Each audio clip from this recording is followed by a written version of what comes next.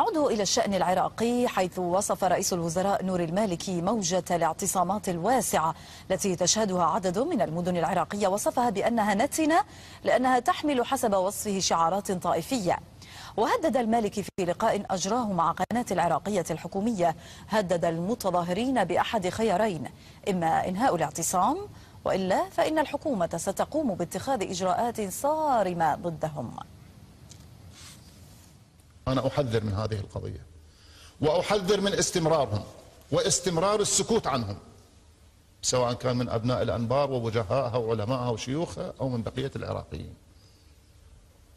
ومحاولة إعطاها ثوب وطني لا يمكن أن تعطى ثوب وطني، لأنها صريحة نتنة الشعارات التي ترفع والممارسات التي ترفع، لكن أنا مو قلق منهم.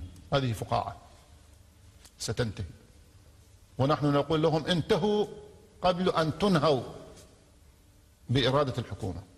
انهوا قضيتكم، أوصلتوا صوتكم، أسمعتم ما تريدون إسماعه، كافي بعد. معنا من الرمادي شيخ عشائر الدليم علي حاتم سليمان. سيد علي، يتوعد المالكي المتظاهرين بإجراءات صارمة إذا لم ينهوا الاعتصام، ما ردكم؟ بسم الله الرحمن الرحيم. اختي، هذا كلام مو رئيس حكومه، هذا كلام مال واحد مع الاسف يعني ما يعرف حتى المنطق. هو من حتى ينهي وهو بصفه ايش؟ يعني الان المالكي فقط شرعيته بالنسبه لكم محافظه الانبار. نتحدى المالكي الان اذا يقدر يرفع قلم في الانبار.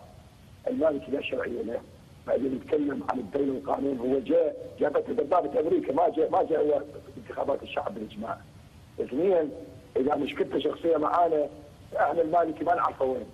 خليه يتذكر المالكي وامثاله. الانبار تحطمت بها اليات امريكا وجيوشها، تحطم بها تنظيم القاعده. الان يتكلم يقول هاي مثل وطني، اي وطني يتكلم عنها. هذا اللي جاي يساق بتعطى ايران. لا في عاده المزايدات، هذا يحسب نفسه من؟ يعني ما دافع هو ولدي وكل الشعب، عندنا مطالب. إذا كنت تدعي نفسك رئيس حكومة وليس عصابة. هو يحمل سيد علي المعتصمين مسؤولية الشعارات التي وصفها بالطائفية التي يرفعونها في مظاهراتهم. الله يطول عمرك، اسمعيني. الشعب هان وغلط عليه، نعم. هو رئيس حكومة، هو مو أحسن من بوش ضربوه بالقنبلة. هو من هو المالكي حتى ما ينضرب؟ ومن المالكي حتى ما ينغلط عليه؟ هل هو إله أم صدق نفسه عبال الشعب يظل ساكت؟ بعدين هذا ايش بيه؟ يعني هذا ليس نفس هذا الرجل.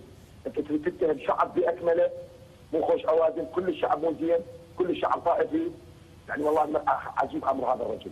انتم يعني في عشائر الدليم شيخ علي، ماذا ستفعلون اذا ما سلطت عليكم هذه التي اسماها بالاجراءات الصارمه رئيس الوزراء العراقي؟ والله يا اختي العزيزه خليه يجرب، اذا كان يمتلك من الرجوله والله خليه يجرب ويشوف. والله هذا راح يفوت العراق في دوامه وفي حمام دم يتحمل عواقبها هو. زين؟ هذا خاف يفكر ان الانبار الان تتعامل معه تعطيه ورود او لا. والله خليه يجرب. احنا والمالكي بهذا البلد، اما احنا كشعب اما المالكي. المالكي انتهى بالنسبه لنا، لا يعني لنا شيء. يهدد بصفته ايش يعني؟ كقائد عام، كرئيس وزراء. هو هذا منطق مال رئيس حكومه هذا؟ اسالكم بالله، من يقول هذا ليس الثوب الوطني، هاي الشعارات المثليه. طيب ما انت صور ايران اصبحت في بغداد تداول، شعارات الايرانيه تداول في بغداد وفي المحافظات الباقيه. وين كان هذا الرجل ما يتكلم بهالطريقه؟ هذا رجل طائفي ولن نعترف به، واذا بيستخدم القوه احنا حاضرين. الله يحييك. شكرا لك شيخ علي حاتم سليمان، شيخ عشائر الدليم، كنت معنا من الرمادي.